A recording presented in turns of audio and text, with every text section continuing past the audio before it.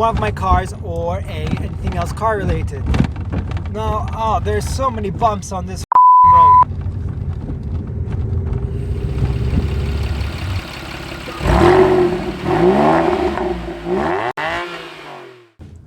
Hi, welcome back to CarsAddiction.com. If you're new to the channel, I'm Ryan and we share car related content every Wednesday and Sunday.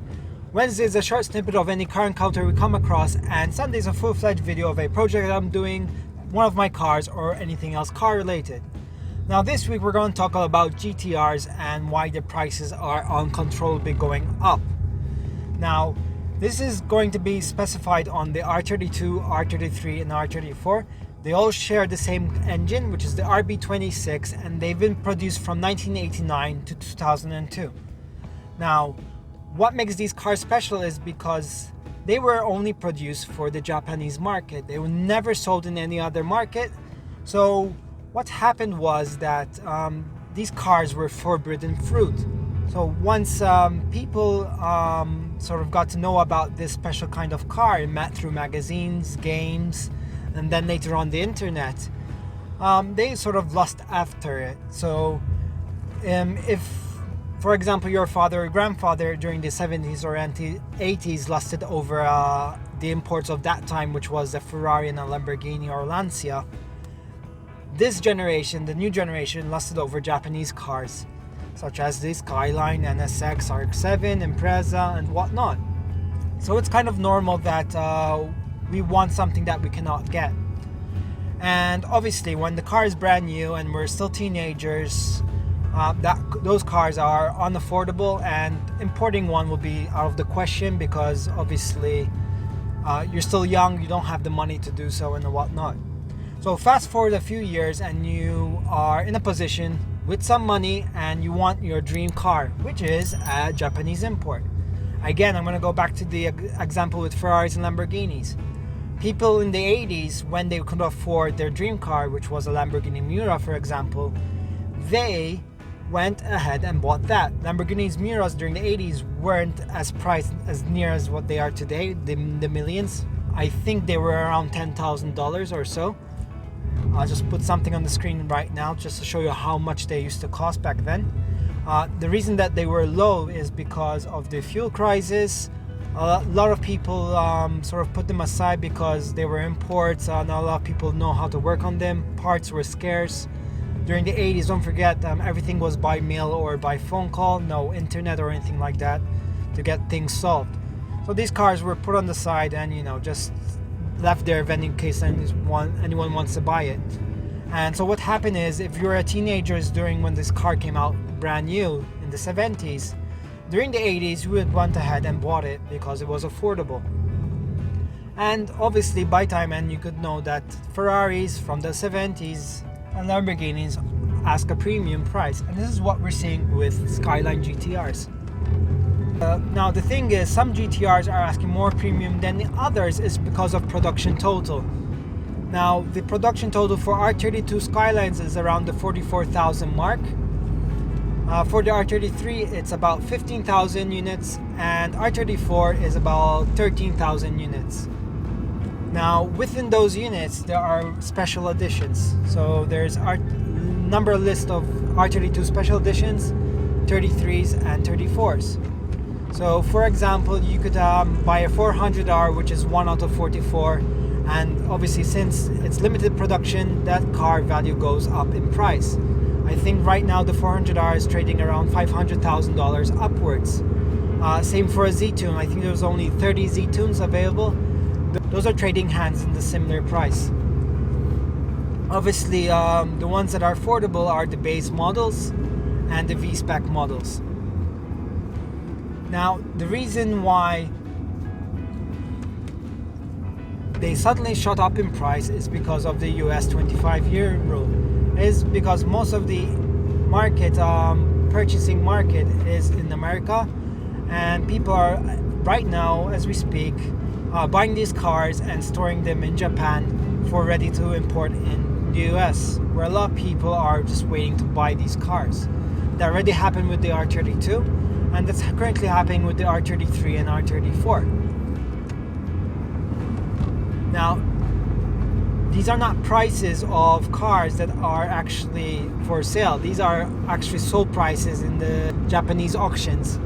And you can see that if you are actually on the lookout, you can see the price changes every month and going up in price.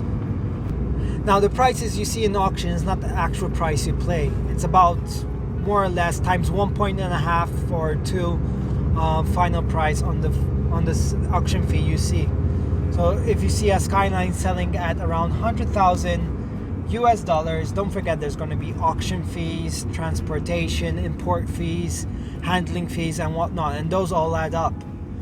So unfortunately, if you think it's going to be affordable because you can sort of reach out and buy it, think again, because there's a lot of fees involved.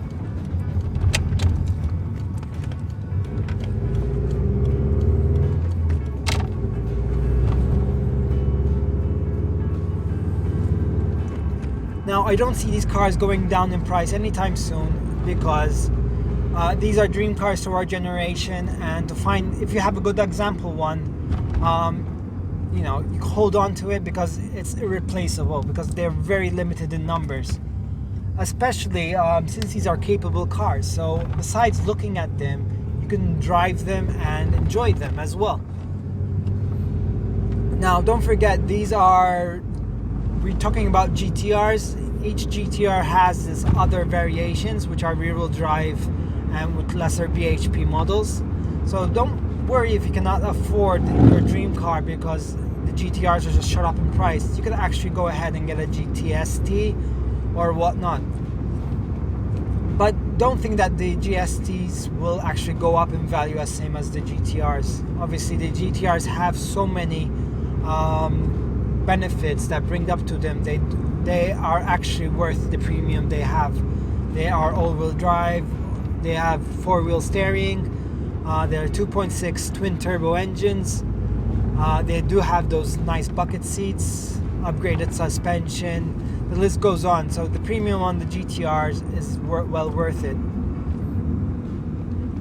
So which GT-R is actually for you? This all depends on preference anyways. I personally like the R33 is because for me that's the first GT-R present in the original game Gran Turismo, and that was the go-to car. By the time Gran Turismo 2 came out, it had the R34, but I wasn't playing so much because I was in university. So the R33 was sort of always embedded in my mind as the GT-R to get.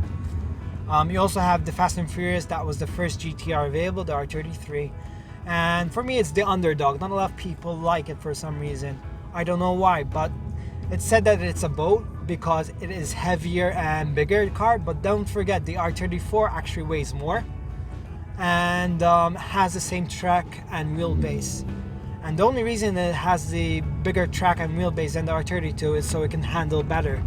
In fact, the R33 held the fastest production car around the Nürburgring at that time, which was a very big defeat. They had their Porsche at the crosshairs and they actually beat Porsche 911. So the R33 has amazing story behind it. Obviously, it was a hard, thing to follow the R32 because R32 was winning races left, right, center in Japan. So this is why not a lot of people, Japanese people, like the R33 because they thought the R32 was irreplaceable. Then the R34 came out and so not. So the argument that the R33 is the underdog doesn't sort of it's not valid anymore. If it was a boat, what about the R35? That thing is huge and weighs a lot, but it's quicker. So yeah, it's all about preferences when you grew up, what you had on your poster and what GT-R you like, as well as what budget you have. Now, obviously these GT-Rs cost a premium. Auction prices are available for you to see in the past, so you can know what the selling prices are at to get a value of what you should be spending on. But don't forget, the auction prices in Japan are without shipping fees, handling fees, import fees, registration, etc. I go in detail in this video, which I'll provide this link up here or somewhere over here. So usually what you see in the auction is usually you have to add 1.5 or 2 times as much until you get it driven with local plates on your car. If you think the R34 is a stretch to get into, think again, because you'll have to add more in to get it drivable in your country. So you might want to think about R32 and R33. Now, until the population wakes up, the R33 is affordable, but don't forget this are limited numbers more than the R32. So I'm seeing that the R33 will be actually more valuable than the R32. So get it while you still can. Apart from that, if you want a base model or a VSpec model, it's all up to you. If you're going to keep it standard, yeah, the VSpec model might be faster, but people say that if you're going to be modifying it, the VSpec has a weaker sort of diff, and you might as well go for a basic one and then build up from there. So the consensus of VSpec over base model sort of falls over. Just go for what you can find in condition wise. You want something that doesn't have rust, and you want something that hasn't been modified or documented. Otherwise you'll have some headaches of wiring or tuning maps or whatnot. So thanks for watching this video, and take care.